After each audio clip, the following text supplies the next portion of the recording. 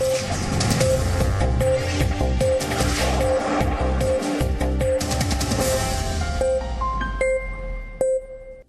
की सबसे बड़ी खबर वैसे तो दुनिया के सबसे पुराने लोकतंत्र अमेरिका से आ रही है, क्योंकि वहां चुनाव चल रहे हैं। सब लोग जानना चाहते हैं कि अमेरिका में क्या होगा, नया राष्ट्रपति कौन बनेगा, ट्रंप जीतेंगे या हारेंगे। और हमने भी आज यही सोचा था कि हम आपको दुनिया के सबसे पुराने लोकतंत्र के इस फैसले के बारे में आज जरूर बताएंगे। आज हमारी पहली खबर वही होती। लेकिन इस समय हमारे देश के ही लोकतंत्र में कुछ ऐसा हो रहा है जिसने आज मुझे यह सोचने पर मजबूर कर दिया कि क्या पत्रकारिता छोड़ने का समय अब आ चुका है। आज हमारे पास दो विकल्प थे। एक ये कि हम पहले अपने लोकतंत्र की बात करें और दूसरा कि पहले दूसरों के लोकतंत्र की बात करें। लेकिन फिर हमने यह तय किया कि पहले हमें अपने लोकतंत्र की बात करनी चाहिए, पहले हमें अपने घर की बात करनी चाहिए। अमेरिका की बात करने से पहले यह देखना चाहिए हमारे अपने घर में क्या हो रहा है। और यह नौबत इसलिए आई क्योंकि आज रिपब्लिक टीवी के editor in chief Arnab Goswami को महाराष्ट्र की रायगढ़ पुलिस ने गिरफ्तार कर लिया है। उनके घर से आज सुबह सुबह उन्हें गिरफ्तार कर लिया गया। अर्नब गोस्वामी पिछले काफी समय से खबरों में थे, बने हुए थे। कभी सुशांत सिंह के मामले को लेकर, कभी टीआरपी घोटाले की वजह से, कभी मुंबई के पुलिस कमिश्नर के साथ अपने विवाद को लेकर, तो कभी शिवसेना और कांग्रेस के खिलाफ मुखर होने को लेकर। लेकिन तब हमने इस बारे में कुछ नहीं कहा था। आप में से भी बहुत सारे लोगों ने हमें यह लिखा कि हम कुछ बोलते क्यों नहीं। क्योंकि हम इसलिए नहीं बोले क्योंकि ये उनकी अपनी पत्रकारिता थी। ये उनके ऊपर है कि वो किस तरह की पत्रकारिता करना चाहते हैं, किस तरह की खबरें दिखाना चाहते हैं, अपने चैनल पर क्या कहना चाहते हैं। और बहुत ईमानदारी से कहें तो हमें उन सारे मामलों के बारे में उस समय पूरे तथ्यों की जानकारी भी नहीं थी कि हम उस पर अपना कोई फैसला सुना सकें कि ये सही हो रहा है या गलत हो रहा है।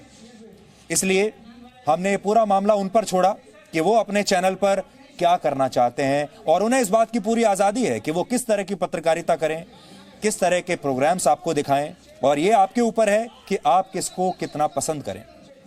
इसलिए उस समय हम शांत रहे, हम चुप रहे, हमने समय लगाया। बहुत सारे लोगों ने हमसे पूछा उस समय कि इतना समय क्यों लगा रहे हैं, हम चुप क्यों हैं। लेकिन हम चुप इसलिए रहे क्योंकि सत्य हमेशा समय लेता है। आपको हमेशा सत्य को समय देना चाहिए, और यह समय हमने लिया क्योंकि हम आपके सामने सत्य के अलावा कुछ और नहीं रखना चाहते। फ्रांस के एक मशहूर लेखक वोल्टेयर ने एक बार कहा था कि तुम जो बोलते हो मैं उससे असहमत हो सकता हूं, लेकिन तुम्हारे बोलने के अधिकार की रक्षा मैं मरते दम तक करूंगा। ये वो शब्द हैं जो आज भारत के पत्रकारों का मार्गदर्शन कर सकते हैं। अर्नब गोस्वामी जो कहते हैं, हो सकता है उससे हमारे देश के बहुत सारे लोग सहमत ना हो सकता है मैं भी सहमत ना हूं, लेकिन हम उनकी अभिव्यक्ति का अधिकार, अभिव्यक्ति की आजादी उन्हें दिलाकर रहेंगे और हम इसके लिए लगातार लड़ते रहेंगे। क्योंकि आज बात यह नहीं हो रही कि वो जो कहते हैं वो सही है या गलत है। आज बात यह हो रही है कि जो उनका अभिव्यक्ति की आजादी का अधिकार है, जो वो कहना चाहते हैं वो कहने का अधिकार उनसे कोई नहीं छीन सकता। और आज ये अधिकार छीनने की कोशिश हुई है, आप तस्वीरों में आज देख सकते हैं।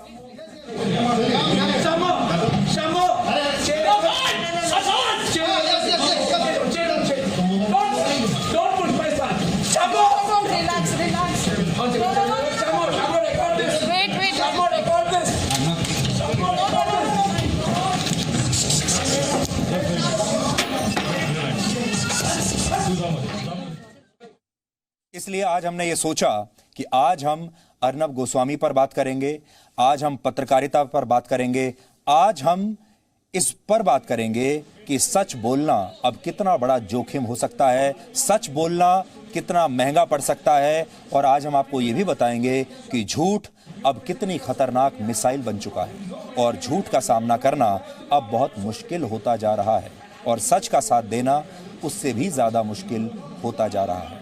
तो रास्ता क्या है? लड़ाई लड़ना एक बहुत अच्छा रास्ता है, हम लड़ाई लड़ेंगे, लेकिन क्या ये सारी चीज़ें इस बात का भी इशारा कर रही हैं कि अब पत्रकारिता से रिटायरमेंट लेने का समय आ चुका है? पत्रकारिता का जो गोल्डन पीरियड था अब वो समाप्त हो चुका है। इस पर बात करेंगे, लेकिन उससे पहले आप पूरी खबर को समझ लीजिए। अर्नब गोस्वामी की इस गिरफ्तारी के केंद्र में सुशांत सिंह राजपूत की मौत या टीआरपी घोटाला नहीं है, और इसका उनकी पत्रकारिता से भी कोई लेना देना नहीं है, बल्कि उन्हें 2 वर्ष पुराने एक केस में गिरफ्तार किया गया है। यहां नोट करने वाली बात यह है, यह केस आज का नहीं है, 2 साल पुराना केस है, और उन पर एक अन्वय नायक नाम के व्यक्ति और उनकी मां को आत्महत्या के लिए उकसाने का आरोप है। आरोपों के मुताबिक अर्नब गोस्वामी को इस व्यक्ति के कुछ पैसे लौटाने थे, लेकिन उन्होंने ये पैसे नहीं लौटाए, जिसके बाद इस व्यक्ति ने सुसाइड कर लिया, आत्महत्या कर ली, और अपने सुसाइड नोट में अर्नब गोस्वामी का नाम लिखा और कहा कि मैं उनकी वजह से आत्महत्या कर रहा हूं, और फिर आत्महत्या कर ली। यह व्यक्ति अब जिंदा नहीं है, आत्महत्या कर चुका है, लेकिन यह केस पुराना है। इस मामले से जुड़ी एक और बड़ी बात यह है कि पिछले साल पूरी जांच करने के बाद इसी रायगढ़ पुलिस ने इस केस को बंद कर दिया था, और तब अर्नब गोस्वामी की ना तो गिरफ्तारी हुई थी, ना ही उनसे कोई पूछताछ हुई थी, और तब पुलिस ने यह कहकर इस केस को बंद कर दिया था कि उनके पास इसे लेकर कोई और सबूत नहीं है, इसलिए इस केस को बंद कर दिया जाए, इसी पुलिस ने। लेकिन अब आत्महत्या करने वाले व्यक्ति की बेटी ने अर्नब गोस्वामी के खिलाफ फिर से शिकायत की, और आज सुबह अर्नब गोस्वामी को उनके घर से गिरफ्तार कर लिया गया। आगे बढ़ने से पहले आपको संक्षेप में इस केस का इतिहास समझ लेना चाहिए, क्योंकि आपको आगे आसानी रहेगी। महाराष्ट्र की अलीबाग पुलिस ने 5 मई 2018 को इस मामले में अर्नब गोस्वामी के खिलाफ एक एफआईआर दर्ज की थी। तिथि नोट कर लीजिए, 5 मई 2018। अब 2020 खत्म होने वाला है। 26 अप्रैल 2019 को पुलिस ने इस मामले में एक समरी रिपोर्ट अदालत में दाखिल की और एक तरह से इस केस को बंद कर दिया। जुलाई 2020 में नायक परिवार इस केस को रीओपन करने के लिए बॉम्बे हाईकोर्ट में एक अपील दायर करता है। पिछले महीने 12 अक्टूबर को नायक परिवार पुलिस से मिला और इसकी आगे की जांच की मांग की, और ठीक 3 दिन के बाद ही, देखिए कितनी फुर्ती से, 3 दिनों के अंदर 15 अक्टूबर 2020 को अलीबाग पुलिस की सीआईडी यूनिट ने अदालत को यह भी बता दिया कि वो इस केस को दोबारा खोलकर अब नए सिरे से इसकी जांच शुरू कर रहे हैं। अर्नब गोस्वामी पर आरोप लगाने वाले नायक परिवार का इस पर क्या कहना है और उनकी गिरफ्तारी पर कौन उनके साथ है, कौन उनके खिलाफ है, आज पूरा देश बटा हुआ है। एक बहुत बड़ा तबका ऐसा है जो उनकी गिरफ्तारी को लेकर बहुत नाराज है, बहुत क्रोधित है, और अर्नब गोस्वामी के साथ और फ्री प्रेस के साथ खड़ा हुआ है। लेकिन कुछ लोग ऐसे भी हैं जो उनके साथ नहीं हैं। इस पर बहुत सारी प्रतिक्रियाएं हमारे पास आई हैं। आप पहले इन प्रतिक्रियाओं को सुन लीजिए, उस परिवार की बात भी सुन लीजिए जो परिवार ये चाहता है कि इस केस को दोबारा से ओपन किया जाए। मेरे पिताजी ने 3 लोगों के नाम सुसाइड नोट पे लिखे हैं, और इनके वजह से ही मेरे पिताजी ने सुसाइड, मेरे पिताजी और मेरी ग्रैंड मदर ने सुसाइड किया है। एंड दोनों के डेथ के लिए कारण ये अर्नब गोस्वामी और जो दूसरे 2 लोग हैं वो है। और अर्नब गोस्वामी ने ये ठान ही लिया था कि पैसे तो देने ही नहीं है, और सब जगह से अटका के कि इंसान जी नहीं सकता है। ईमेल भी किया हुआ था मेरे हस्बैंड ने बहुत बार कि मेरे जीवन मृत्यु का सवाल है, आप मेरे पेमेंट दो। मैंने खुद जाके भी खुद फोन पे बार बार रिक्वेस्ट की है मोहित को, सुंदरम को, कि हमारे लेजिटिमेट ड्यूज दो। 6 करोड़ 40 लाख के आसपास का वर्क ऑर्डर था। इसमें एक्स्ट्रा वर्क भी काफ़ी हुआ है, और लास्ट मिनट चेंजेस भी काफ़ी उन्होंने फोर्सफुली कराए थे। हम लोग ने सब करके we have handed over the project successfully, और उसके बावजूद भी फोर्स करके उन्होंने 83 लाख पे आए थे। ये डिसाइड हुआ था, और 83 लाख भी उन्होंने आज तक दिए नहीं है। एंड इसके वजह से ये मेरे पिताजी का लास्ट प्रोजेक्ट था, वो कोई और प्रोजेक्ट ले नहीं पाए, and he got entrapped in all these vicious circle. He couldn't take his business ahead. There was no means, no salary could be paid.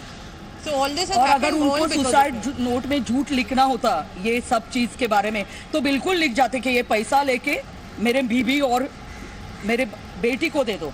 उन्होंने सीधा लिखा हुआ है कि पैसा लेके मेरे कॉन्ट्रैक्टर्स, वेंडर्स को दे दो। और आज प्रेस की आजादी पर इतना बड़ा हमला हुआ है, देश के एक बड़े संपादक को गिरफ्तार कर लिया है, सवाल पूछने के कारण, और सोनिया जी और राहुल गांधी दोनों खामोश हैं, चुप हैं। यही दिखाता है क्योंकि कितने दोहरे मानदंड हैं। खैर, उसका जवाब देश की जनता देगी, लेकिन मैं बहुत ही भर्त्सना करता हूं अर्नब गोस्वामी की गिरफ्तारी की। जिस प्रकार से पत्रकारिता पर अटैक हो रहा है, वह प्रजातंत्र के मूल विषयों के बारे में प्रश्न खड़ा करता है कि कांग्रेस की मानसिकता और महाराष्ट्र सरकार की मानसिकता किस तरीके से प्रजातंत्र का गला घोटने पर उतारू है और आमदा है। यह पत्रकारिता प्रजातंत्र पर एक बड़ा भारी आघात है, जिसके बारे में भारत की जनता को आगे जाना चाहिए और इसकी जितनी कड़ी निंदा की जाए वो कम है, ऐसा मैं मानता हूं। लोकतंत्र का गला घोंटती है। 1975 में इसने देश पर इमरजेंसी थोपी थी, और आज भी आपने देखा होगा देश के एक बहुत बड़े पत्रकार को केवल अपने स्वयं की तुष्टि के लिए गिरफ्तार करके लोकतंत्र के चौथे स्तंभ पर हमला करने का कार्य कांग्रेस कर रही है। अपनी नाकामी को छुपाने के लिए देश के अंदर अराजकता पैदा करने का कार्य कर रही है। मुंबई की पुलिस हो या महाराष्ट्र की पुलिस, यहाँ कानून का राज है। महाराष्ट्र में पुलिस प्रोफेशनल है। उनके पास अगर कोई जांच में कोई एविडेंस हाथ में लगा होगा किसी केस में, तो पुलिस किसी के ऊपर भी कार्रवाई कर सकती है। हम कभी इस राज्य में जब से ठाकरे सरकार का गठन हुआ है, बदले की भावना से कभी हमने किसी के ऊपर कार्रवाई नहीं की। प्रकाश जावड़ेकर कह रहे हैं कि आपने देखा होगा कि ये जो जिस चैनल का नाम आप ले रहे हो, उस चैनल ने हमारे सब के खिलाफ जिस प्रकार का एक बदनामी का कैंपेन चलाया था, झूठे इल्ज़ाम लगाए थे, तो हमने तो ये कहा कि अगर ये झूठा इल्ज़ाम कोई लगाता है तो उसकी भी जांच होनी चाहिए। देशवासियों को मेरी प्रार्थना है, सभी महानुभावों को भी मेरी प्रार्थना है, हाथ जोड़कर कहता हूं, इसको राजनीति की तरफ से मत देखिए। पहली बात सोचिए कि उन्हें क्यों पकड़ा है। एक महिला जिसके पति ने आत्महत्या की, जिसकी मां, उसकी सास ने आत्महत्या की, उस आत्महत्या की नोट पर उन्होंने लिखा कि ये मैं इनके पास से मुझे पैसे आने थे, इसके लिए मुझे आत्महत्या करनी पड़ रही है। आपने देख लिया, इस पूरे मुद्दे पर राजनीति हो रही है। अलग अलग पार्टियां अपना रुख आपको बता रही हैं, और अब ऐसा लग रहा है कि ये कांग्रेस वर्सेस बीजेपी की लड़ाई हो गई है। लेकिन हम अर्नब गोस्वामी की गिरफ्तारी पर आज कुछ सवाल उठाना चाहते हैं। आप भी उन सवालों को ध्यान से सुनिएगा और तय कीजिएगा कि क्या सही आपको लग रहा है, क्या गलत आपको लग रहा है, क्योंकि जनता की ताकत सबसे बड़ी होती है।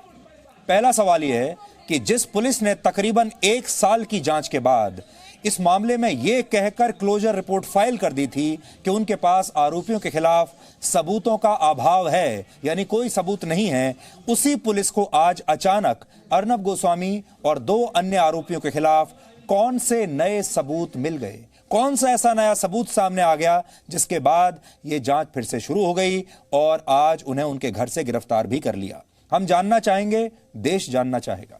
दूसरा सवाल यह है, पुलिस कस्टडी में किसी आरोपी से पूछताछ कुछ खास परिस्थितियों में ही की जाती है, जैसे कि अगर किसी आरोपी के देश छोड़कर भाग जाने की आशंका हो, या फिर वो सबूतों को मिटाने की कोशिश करे, इस बात की आशंका हो, या ये आशंका हो कि वो गवाहों को प्रभावित करेगा, तभी अरेस्ट करके पूछताछ की जाती है। लेकिन 2 साल पुराने इस मामले में अब तक ऐसी कोई भी वजह पुख्ता तौर पर नजर नहीं आई।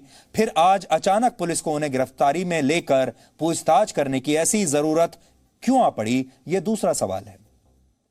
तीसरा सवाल यह है कि ऐसे में आरोपी को पूछताछ के लिए नोटिस भेजकर पुलिस स्टेशन बुलाया जा सकता था और बयान दर्ज करने के बाद जांच आगे बढ़ाई जा सकती थी, लेकिन बजाय इसके पुलिस ने कोई नोटिस जारी किए बिना अचानक अर्नब गोस्वामी के घर पहुंचकर उन्हें सीधे गिरफ्तार कर लिया।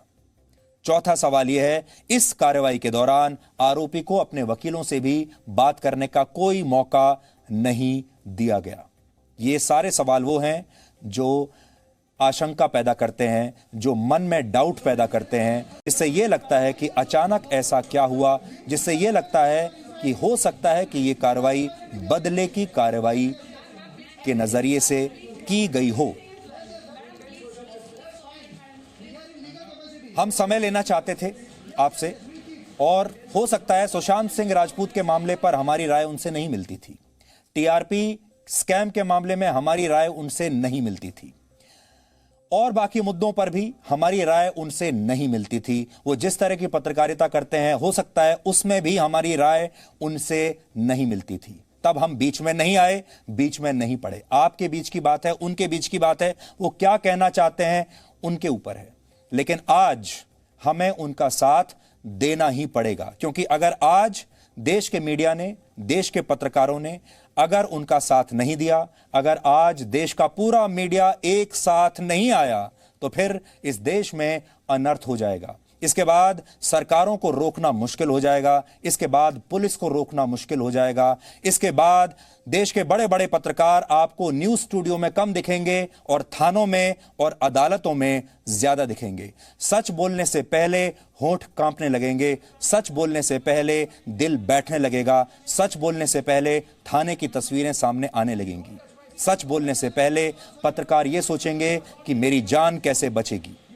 इसलिए आज बहुत जरूरी है कि ये बात हम आपके साथ करें, और आज हम उनका साथ देना चाहते हैं, खुलकर देना चाहते हैं, क्योंकि ये मुद्दा बहुत बड़ा है। ये एक पत्रकार, एक चैनल से कहीं ज्यादा बड़ा मुद्दा है। हम समय लेना चाहते थे क्योंकि हमने बचपन से कहावत सुनी थी कि slow and steady wins the race, यानी जो आराम से और स्थिरता के साथ काम करता है वही अंत में रेस को जीतता है। और सच भी ऐसा ही होता है। सत्य धीरे से चलता है, सत्य तेजी में नहीं आता, सत्य T20 के मैच जैसा नहीं है, लेकिन अंत में विजय सत्य की ही होती है। यही हम सुनते हुए आए हैं। लेकिन न्यूज चैनल्स इसका ठीक उलट कर रहे थे, और सबके बीच ये होड़ लगी थी कि कौन पत्रकारिता को ताक पर रखकर सबसे आगे निकल सकता है। पर आज सुबह जब अर्नब गोस्वामी की गिरफ्तारी हुई तो हमें लगा कि इस पर बात करने का समय अब आ चुका है। अब इस पर और ज्यादा चुप नहीं रहा जा सकता, क्योंकि इस गिरफ्तारी के दूरगामी परिणाम होंगे। ये गिरफ्तारी एक अलार्म की तरह बज रही है, और आज हम देश के लोगों से ये कहना चाहते हैं, मीडिया से ये कहना चाहते हैं, सरकारों से ये कहना चाहते हैं, ये अलार्म बज रहा है। आपकी नींद तोड़ने के लिए इस अलार्म को बंद करके दोबारा मत सो जाइएगा। ये अलार्म आपको जगाने के लिए है। हमारे देश में लोग पत्रकार इसलिए बनते थे क्योंकि हम आपके लिए, समाज के लिए कुछ करना चाहते थे। आपके प्रतिनिधि बनकर दुनिया की हर ऐसी जगह पर खड़े रहना चाहते थे जहां कोई इतिहास बन रहा हो। हम आपको सही खबर बताना चाहते थे, सच बताना चाहते थे, आपको बताना चाहते थे कि सही क्या है और गलत क्या है। जब हम पत्रकारिता की पढ़ाई कर रहे थे अलग अलग जर्नलिज्म के इंस्टीट्यूट्स में, तब हमें क्या बताया गया था, आज सुनिए। हमें बताया गया एक पत्रकार को कभी चुप नहीं बैठना चाहिए, यही पत्रकार का सबसे बड़ा गुण होता है, लेकिन यही पत्रकार की सबसे बड़ी गलती भी होती है। फिर भी एक पत्रकार को बोलना चाहिए, और जितना जल्दी हो सके उतना जल्दी बोलना चाहिए, चाहे माहौल किसी की जीत के जश्न का हो या माहौल डर का हो। पत्रकार को हर हाल में बोलना चाहिए। पत्रकार चुप रहने के लिए नहीं है, और इसका मकसद सिर्फ और सिर्फ ये होना चाहिए कि आप तक सच पहुंच सके। लेकिन हमने ये कभी नहीं सोचा था कि एक दिन पत्रकार खुद खबर बन जाएंगे, खबर आपको देते देते हम खुद खबर बन जाएंगे। लेकिन आज स्थिति यह है कि मीडिया, पत्रकार, रिपोर्टर, एंकर्स, सब लोग खुद खबर बन गए हैं। ऐसा हमने कभी नहीं सोचा था। हम ये सोचकर पत्रकारिता में आए भी नहीं थे कि एक दिन हम अपने ही बारे में आपको खबर बता रहे होंगे, अपने ही बारे में रिपोर्टिंग कर रहे होंगे। लेकिन आज वो नौबत आ गई है और हम खुद खबर बन गए हैं। कार्यपालिका, विधायिका, न्यायपालिका और मीडिया, इन्हें लोकतंत्र के 4 स्तंभ माना गया है, और पूरा लोकतंत्र इन 4 स्तंभों पर टिका है। इनमें से अगर एक का भी संतुलन बिगड़ा तो लोकतंत्र पर संकट आ जाएगा। लेकिन आज हमें यह आपको बताते हुए बहुत चिंता हो रही है कि मीडिया का जो स्तंभ है अब वो कमजोर हो रहा है। मीडिया के स्तंभ पर अब एक के बाद एक हथौड़े चल रहे हैं, और अगर ये स्तंभ कमजोर होकर गिर गया तो आप अंदाजा लगा सकते हैं कि आगे क्या होगा। जब हम पत्रकारिता में आए तो हमें इस पेशे में लाने वाली ऊर्जा जो थी वो थी सच कहने की आदत। हम हमेशा से ये सुनते आए थे, सत्य परेशान हो सकता है लेकिन पराजित नहीं हो सकता। लेकिन अब समय बदल गया है, अब सत्य परेशान भी होता है और कई बार पराजित भी हो जाता है। झूठ में बूस्टर इंजन लग चुका है, झूठ डबल इंजन के सहारे चल रहा है और सच लगभग गतिहीन हो चुका है। झूठ ध्वनि की गति से उड़ने वाली एक इंटरकॉन्टिनेंटल बैलिस्टिक मिसाइल से भी तेज गति से उड़ने लगा है। ऐसी ही एक मिसाइल को 7 किलोमीटर की दूरी तय करने में 1 सेकंड का समय लगता है, लेकिन सोशल मीडिया पर एक बटन दबाकर आधे सेकंड में झूठ को दुनिया के एक कोने से दूसरे कोने तक पहुंचाया जा रहा है। ये झूठ इतनी तीव्र गति से चलता है कि अब सत्य का रेडार भी इसे पकड़ नहीं पाता। मिसाइल से तेज उड़ने वाला झूठ जबरदस्त नुकसान करता है, किसी समाज या देश को एक झटके में नष्ट करने की शक्ति रखता है, जबकि सत्य अब कीचड़ में खिले एक ऐसे कमल की तरह हो गया है जो खुद उसी कीचड़ में फंसा रहता है और उसे हिलने में बहुत समय लगता है। आज सत्य गतिहीन है, परेशान है और शायद कुछ हद तक पराजित भी हो चुका है। इसलिए आज आपके पास आए हैं कि क्या आप यही चाहते थे, क्या आप यही चाहेंगे, और अगर नहीं चाहते हैं तो इसके खिलाफ अब आपको आवाज उठानी होगी। आज जो कुछ हो रहा है, आज आपने देखा होगा देश में बहुत शोर मच रहा है, सोशल मीडिया पर बहुत शोर मच रहा है। आज जो कुछ अर्नब गोस्वामी के साथ हुआ वो बहुत दुखद है, नहीं होना चाहिए, लेकिन ये पहली बार नहीं हुआ है। आज जो कुछ अर्नब के साथ हुआ है वो मेरे साथ और जी न्यूज के साथ 8 साल पहले हो चुका है। हमारे लिए ये नई बात नहीं है और ये आज भी हमारे साथ हो रहा है। इन 8 वर्षों में हमारे साथ हर दिन हुआ है, हर मिनट हुआ है।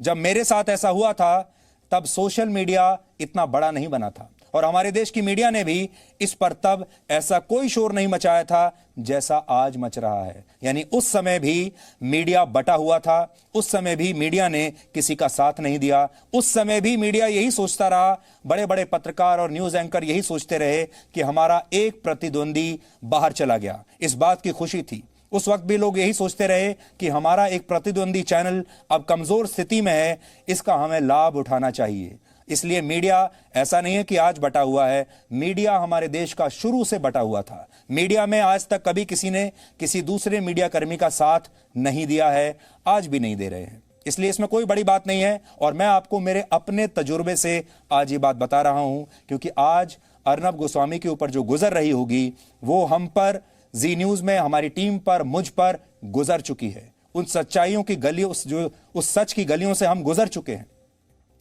हम बस फर्क यह है किसी के पास मदद मांगने के लिए तब गए नहीं थे, हमने किसी के सामने हाथ नहीं फैलाए थे, हम चुपचाप अपने रास्ते पर चलते रहे, कभी आपके पास भी नहीं आए। लेकिन यह रास्ता हर दिन अब मुश्किल होता जा रहा है। अपने केस के बारे में आज हम ज्यादा बात नहीं करना चाहते, लेकिन आज यह बताना चाहते हैं कि यह विषय एक व्यक्ति के केस से बहुत बड़ा है। और अगर आप केस की बात करना चाहते हैं तो आपको यह देखना होगा कि एक पत्रकार के जीवन में क्या क्या चल रहा होता है और दर्शकों को उसके बारे में कभी पता भी नहीं चलता। मेरे खिलाफ इस समय देश के लगभग हर हिस्से में केस दर्ज हैं। जम्मू में जमीन जिहाद की खबर जब आपको दिखाई, तब केरल में गैर जमानती धाराओं में एफआईआर दर्ज हुई। पश्चिम बंगाल में जब धूलागढ़ में दंगे हुए थे वो खबर दिखाई तो वहां पर 2 एफआईआर दर्ज हो गई। शार्ली हेब्दो मैगजीन में जो कार्टून छपा था, जब उसके ऊपर आपको रिपोर्ट दिखाई तो हैदराबाद में केस चल पड़ा। इस मामले पर दिल्ली में भी एक केस हमारे खिलाफ दर्ज है। आपको याद होगा 2012 में जब निर्भया कांड हुआ था, तब निर्भया के दोस्त का इंटरव्यू किया और दिल्ली पुलिस ने एक और नई एफआईआर दर्ज कर ली। डीएनए के एक एपिसोड में महर्षि वाल्मीकि का नाम लेने पर एक और केस पंजाब में इस समय चल रहा है।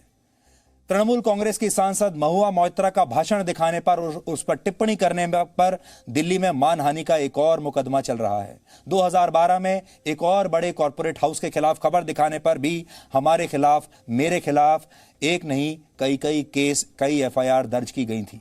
और अब तो बॉलीवुड के खिलाफ बात करने पर भी आज ही मेरे खिलाफ एक और केस दर्ज किया गया है। अब आप सोचिए कितने सारे केसेस एक साथ, ये एक पत्रकार की बात है, एक चैनल की बात है जो आज मैं आपको बता रहा हूं। एक केस को लड़ने के लिए पुलिस स्टेशन बार बार जाना पड़ता है, कोर्ट के चक्कर लगाने पड़ते हैं, वकील रखने पड़ते हैं, वकील पैसा लेते हैं, लाखों करोड़ों रुपया वकील लेते हैं, और ये सब आपकी सारी ऊर्जा को खींच लेता है। इस पर पैसा खर्च होता है, इस पर आपकी शक्ति खर्च होती है, इस पर आपका समय बर्बाद होता है, और इस पर आप खुद चिंता में जाते हैं, आपका परिवार चिंता में चला जाता है। जो आज अर्नब गोस्वामी के परिवार को समझ में आ रहा होगा, आप सब अंदाजा लगा सकते हैं कि आज जब अर्नब गोस्वामी हिरासत में है तो उनके परिवार पर क्या बीत रही होगी, क्योंकि परिवार की इसमें क्या गलती है। लेकिन ये सब हम किस लिए करते हैं, बड़ा सवाल ये है। इसलिए करते हैं ताकि आप तक सच पहुंचा सकें, लेकिन जब सच पराजित होने लगता है तो हमें भी निराशा होती है, कुछ समय के लिए हमारी हिम्मत भी टूटने लगती है। बड़ा सवाल फिर से आपके सामने रख रहा हूं, कभी सोचकर देखिएगा, ये सारे जो रिस्क लेते हैं पत्रकार, अर्नब गोस्वामी भी जो ले रहे हैं, बाकी लोग भी जो ले रहे हैं, हमने भी जो खबरें दिखाई, इनमें हमारा निजी फायदा क्या था? किसी भी पत्रकार का निजी फायदा क्या है? ये सब इसलिए करते हैं ताकि आप तक जानकारी किसी तरीके से पहुंच जाए। जान पर खेलकर वो जानकारी आप तक पहुंचाते हैं, चाहे वो युद्ध के मैदान से हो। बहुत सारे लोग चाहते हैं कि हम खबर ना दिखाएं, खबरों के नाम पर सिर्फ विज्ञापन दिखाएं, यानी एक तरह से हम सिर्फ फरमाइशी खबरें आपके सामने पेश करते रहें, क्योंकि वो सबसे सुरक्षित है, सबसे सेफ है।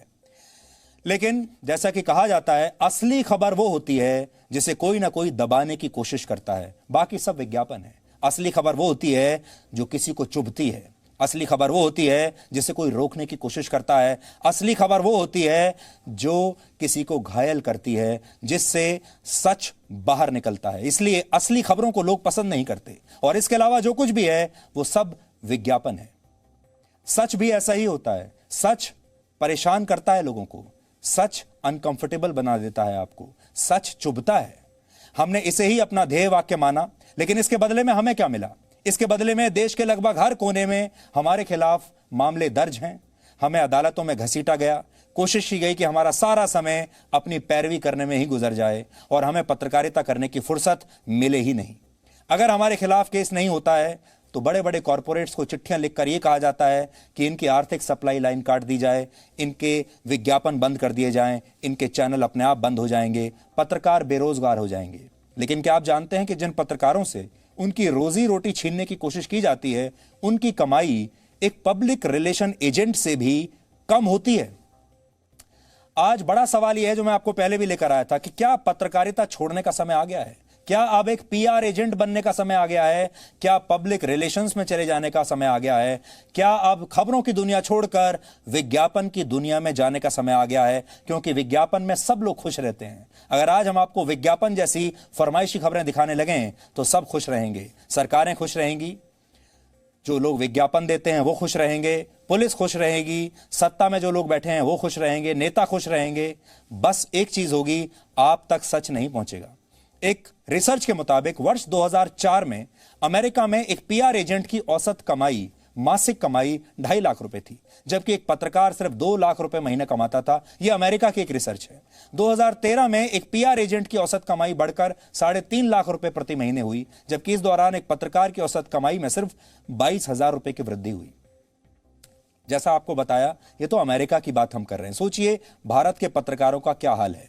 ऐसे में न जाने कितने पत्रकारों को लगता होगा कि जब साज सज्जा वाला झूठ इतने पैसे कमाकर देता है तो पत्रकारिता, मुश्किल पत्रकारिता छोड़कर क्यों ना पब्लिक रिलेशंस में चला जाए, क्यों ना विज्ञापन की दुनिया में चला जाए।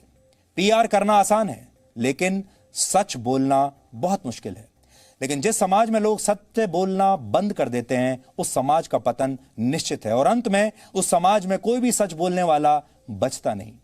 मार्टिन निमोलर जर्मन कवि हुआ करते थे, बड़े मशहूर कवि हैं, और निमोलर जर्मनी में नाजी शासन का विरोध करने के लिए उन्हें जाना जाता था। उन्होंने इस संदर्भ में एक बहुत शानदार कविता लिखी थी जिसका शीर्षक है फर्स्ट दे केम, और ये कविता आज मैं भारत के पत्रकारों के लिए पढ़ रहा हूं।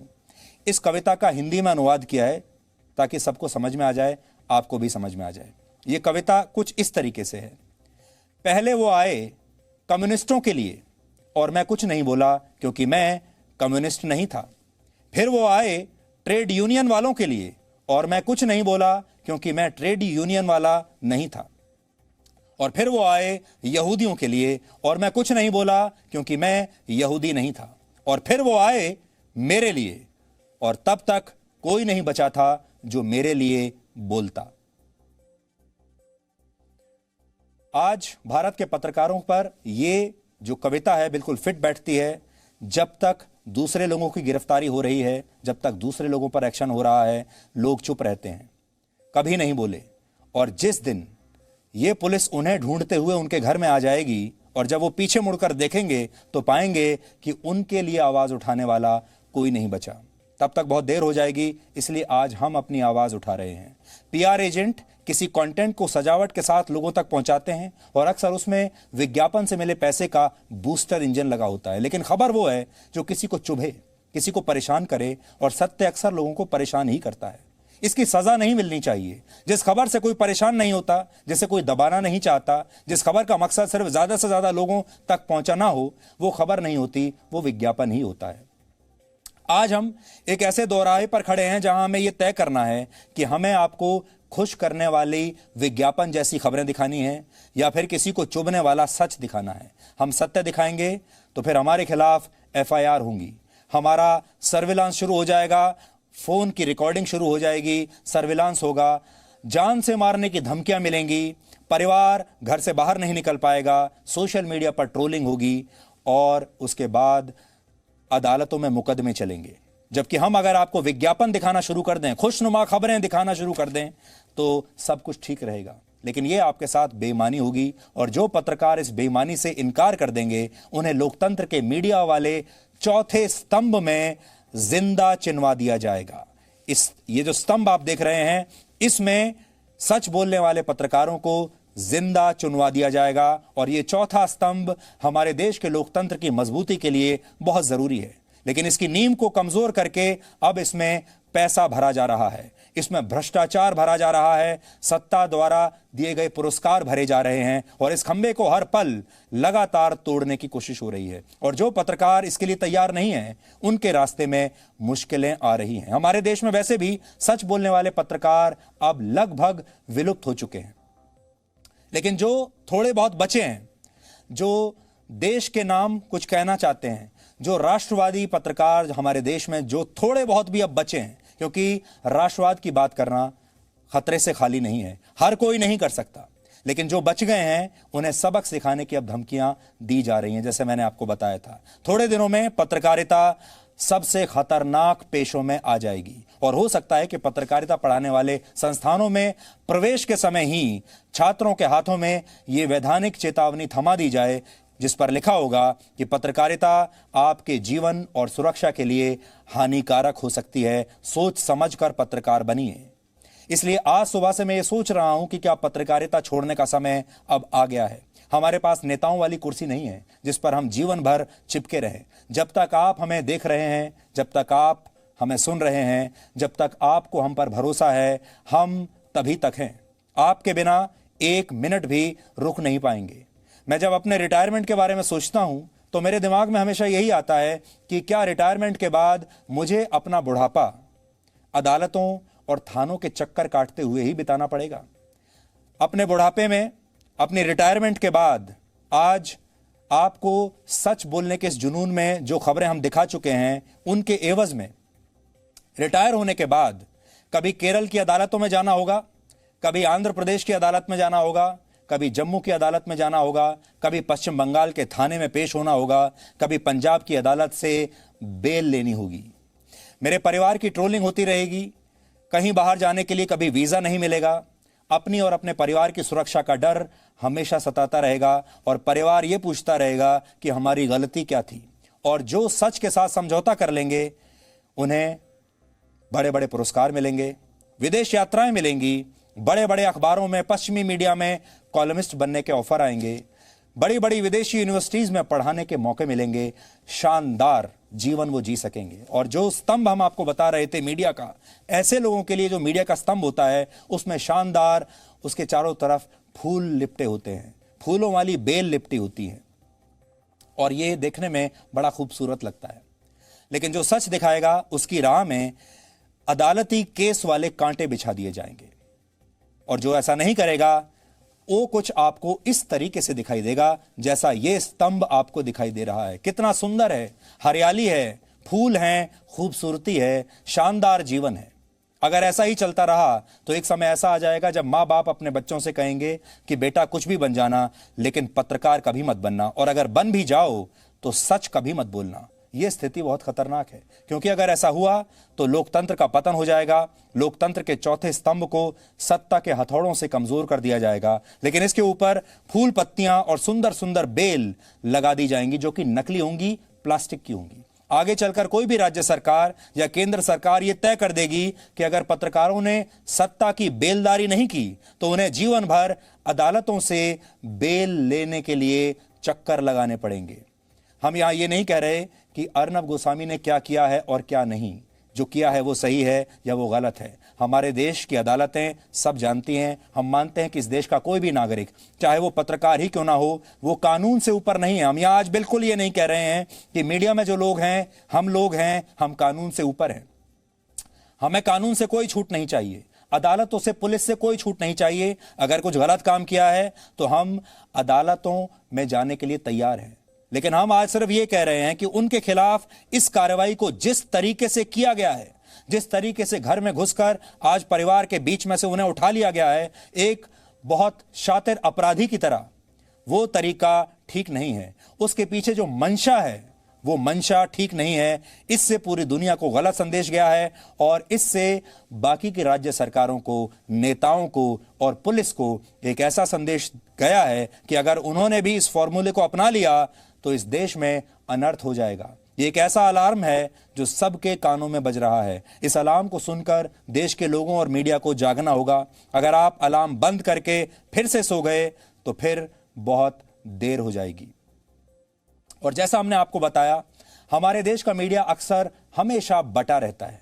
हमारे देश के मीडिया में लोगों ने कभी एक दूसरे की मदद की ही नहीं, क्योंकि सब एक दूसरे को अपना प्रतिद्वंदी मानते हैं और हर चैनल, हर पत्रकार अपने प्रतिद्वंदी को कमजोर होते देखना चाहता है, गिरते हुए देखना चाहता है। इसलिए हो सकता है बहुत सारे लोगों के चेहरे पर अंदर ही अंदर मुस्कुराहट हो और ज्यादातर मुद्दों पर पत्रकार एक दूसरे का साथ नहीं देते।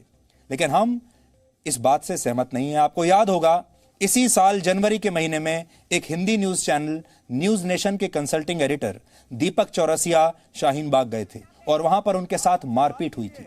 लेकिन इसके बाद देश के जो बड़े बड़े पत्रकार थे, कोई उनके साथ नहीं आया, कोई उनको बचाने के लिए वहां नहीं गया। इसके बाद मैंने ये तय किया कि मैं दीपक चौरसिया के साथ शाहीन बाग जाऊंगा और वहां से दीपक चौरसिया के साथ मैंने पूरे देश को शाहीन बाग का सच दिखाया था। यह पहली बार ऐसा हुआ था जब दो प्रतिद्वंदी एंकर्स, एडिटर्स जो दो अलग अलग चैनल्स में काम करते हैं, वो एक साथ किसी जगह पर गए और एक ही प्रोग्राम उन्होंने किया वहां पर, और वो प्रोग्राम दोनों चैनल्स पर एक साथ दिखाया गया। शाहीन बाग में जो कुछ हुआ, मुझे आज इस बात का बहुत दुख है कि हम दोनों को समर्थन देने के लिए इस देश का एक पत्रकार नहीं आया, बल्कि पत्रकारों में यह होड़ लग गई, चैनलों में यह होड़ लग गई कि बाकी के चैनल्स ये कहने लगे कि इन दो पत्रकारों को तो रोक दिया लेकिन हमें किसी ने नहीं रोका। शाहीन बाग के लोग हमारे साथ बहुत फ्रेंडली थे। देखिए, शाहीन बाग के लोग हमसे तो खुलकर बात कर रहे हैं, हमारा विरोध नहीं कर रहे हैं और इसलिए हम लोग ज्यादा बेहतर हैं। ये उस समय की अपने खुद निजी अनुभव की बात आपको बता रहा हूं। कहते हैं जब सत्ता सत्य पर हावी होने लगे तो इसे आप बहुत अशुभ शुरुआत कह सकते हैं। इससे देश को बचाने की पहली जिम्मेदारी सिर्फ और सिर्फ मीडिया की होती है, पत्रकारों की होती है, और यह जिम्मेदारी पत्रकारों को निभानी ही पड़ेगी। सरकार और मीडिया एक दूसरे के पूरक भी हैं और एक दूसरे के आलोचक भी हैं। दोनों को एक दूसरे के काम में घुसपैठ नहीं करनी चाहिए, बल्कि एक दूसरे पर नजर रखनी चाहिए। लेकिन इसमें किसी को भी लक्ष्मण रेखा नहीं लांघनी चाहिए। लेकिन अब तो किसी तरह की कोई रेखा बची ही नहीं है। लक्ष्मण रेखा की तो बात ही क्या करें। लक्ष्मण रेखाएं लांघने का ही परिणाम है कि नेताओं के बाद पत्रकारिता ने भी अब धीरे धीरे अपना भरोसा आप लोगों के बीच छोड़ दिया है, खो दिया है। हिंदी पत्रकारिता के पितामह माने जाने वाले गणेश शंकर विद्यार्थी ने एक बार कहा था, हम न्याय में राजा और प्रजा दोनों का साथ देंगे, परंतु अन्याय में दोनों में से किसी का भी नहीं। लेकिन आज के दौर में अगर पत्रकार इनमें से किसी का भी साथ न दे तो वो निशाने पर आ जाता है और फिर उसके द्वारा दिखाया गया सच उनके लिए ही परेशानी की वजह बन जाता है। लेकिन अगर पत्रकार एक तरफा हो जाएं, सत्ता की स्तुति करने लगें, तो उनकी राह आसान हो जाती है। और ऐसा ना करने पर जो होता है वो आज आप सबके सामने है।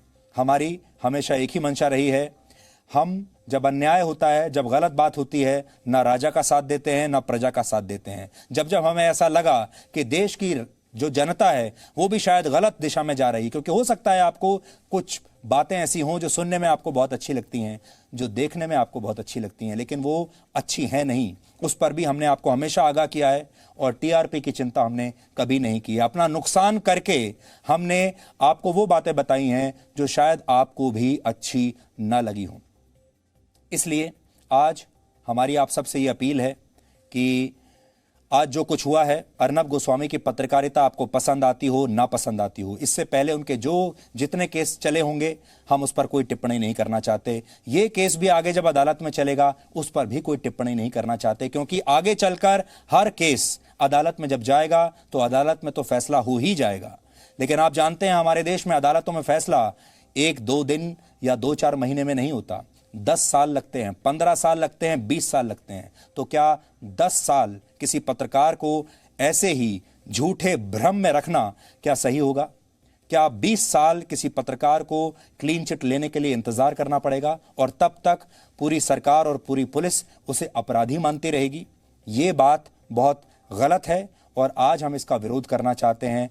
अदालती कार्रवाई में हम कोई विघ्न नहीं डालना चाहते, पुलिस की कार्रवाई में कोई विघ्न नहीं डालना चाहते, अगर वो सही मंशा के साथ की गई है तो। इसलिए आज हम अर्नब गोस्वामी के साथ हैं, आज हम लोकतंत्र के साथ हैं और आज हम ये कहना चाहते हैं कि आज जागने का दिन है। आज जो कुछ हुआ है, अगर आज नहीं जागे तो ये किसी के साथ भी हो सकता है, किसी भी राष्ट्रवादी पत्रकार के साथ हो सकता है, किसी भी सच बोलने वाले पत्रकार के साथ ये हो सकता है। और ये वो दिन होगा जब आने वाली पीढ़ी के लोग पत्रकारिता में आना ही बंद कर देंगे और लोगों को ये समझ में आ जाएगा कि सच बोलने में कोई फायदा नहीं, नीरा राडिया की लिस्ट बनाने में ही फायदा है, अगली सरकार में कौन कौन मंत्री बनेंगे ये तय करने में ही फायदा है, किस पार्टी को कहां फायदा पहुंचाना है ये तय करने में ही फायदा है। इसलिए आप सब लोग सोचिएगा आज जरूर, क्या पत्रकारिता छोड़ने का समय आ गया है? आज इसी पर विचार चल रहा है आप लोगों के साथ। वर्ष 2017 में मैंने एक टेड टॉक किया था और वो पत्रकारिता पर था, और 2017 में मैं नहीं जानता था कि मैं उस समय जो बात कह रहा हूं वो 3 साल बाद बिल्कुल सही साबित हो जाएंगी। आज आपको ये देखना चाहिए कि उस टेड टॉक में 2017 में, आज से 3 साल पहले, किन बातों पर चर्चा हुई थी। मुझे लगता है अभी तक editors used to be the gatekeepers. वो ये तय करते थे कि आप क्या देखेंगे, कितने बजे देखेंगे। आप रात में 9 बजे का इंतजार करते थे, अगले दिन सुबह अखबार का इंतजार करते थे। वो इंतजार खत्म हो गया, कंटेंट लिबरेट हो गया, कंटेंट आजाद हो चुका है, एडिटर्स की मुट्ठी से भी आजाद हो चुका है, अखबार के मालिक, चैनल के मालिक की मुट्ठी से आजाद हो चुका है, सरकार से आजाद हो चुका है। तो मुझे ऐसा लगता है आने वाले जो 20 साल हैं बहुत शानदार 20 साल होने वाले हैं।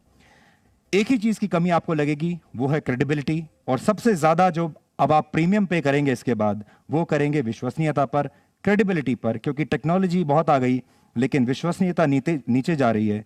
इसलिए यू विल हैव टू पे अ प्रीमियम ऑन क्रेडिबिलिटी। इसलिए टेक्नोलॉजी देखनी है, मल्टीपल स्क्रीन्स देखने हैं और क्रेडिबिलिटी पर ध्यान रखना है।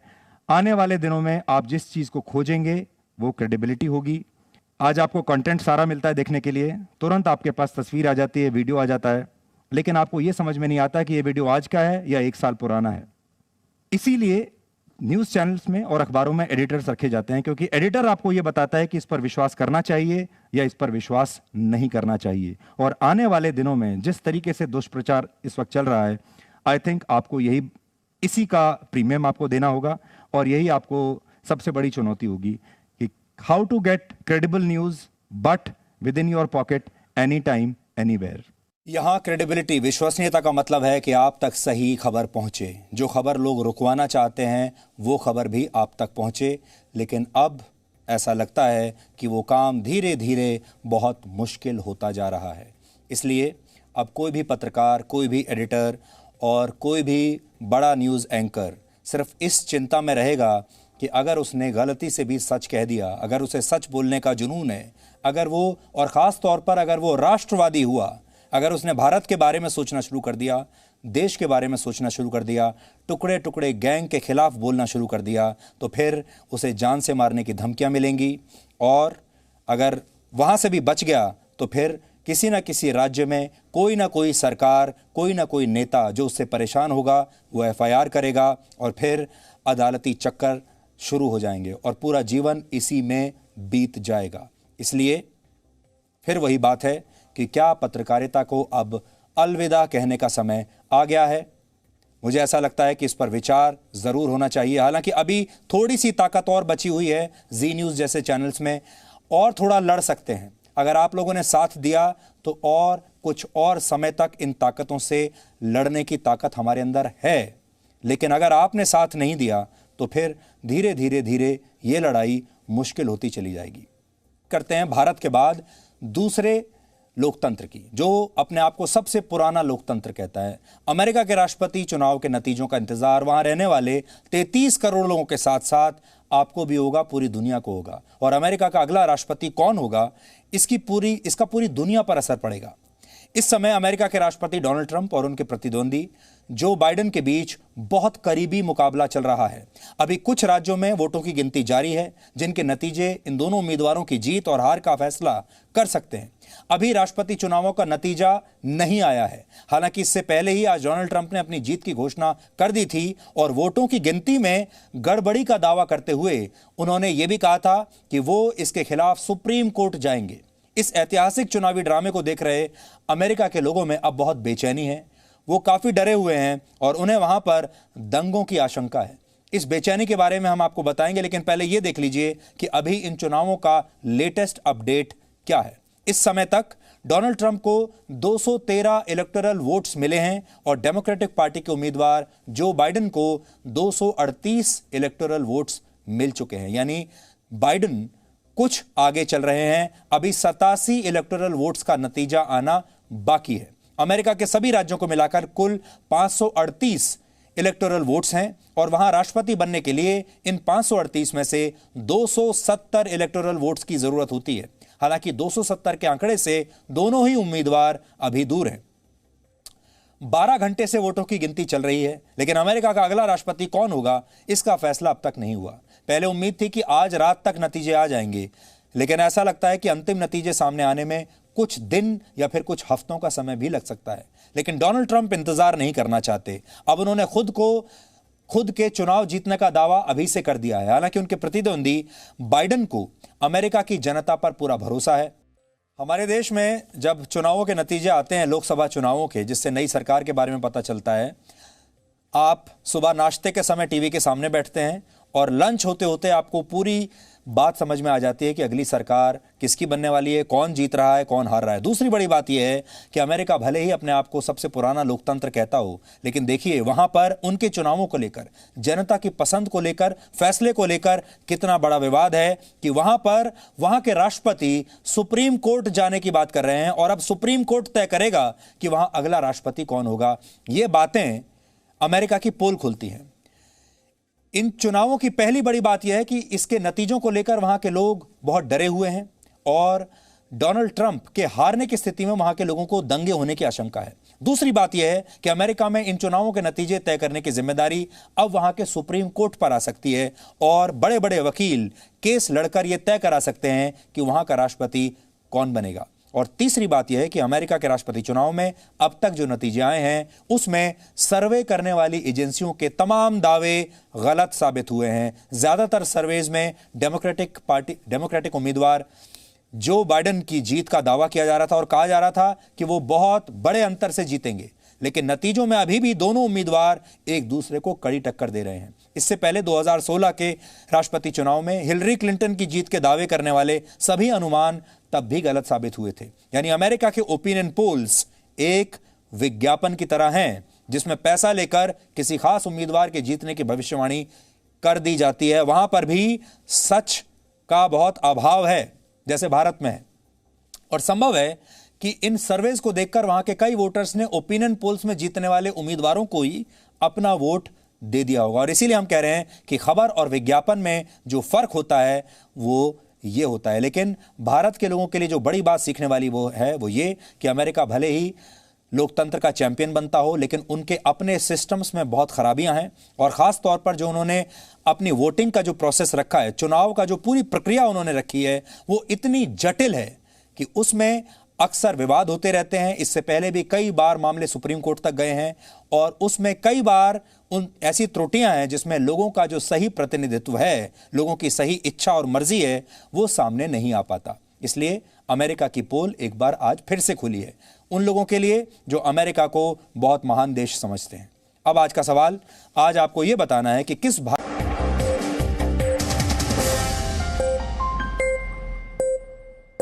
Presenting B News app, available on Google Play and App Store. Download it now.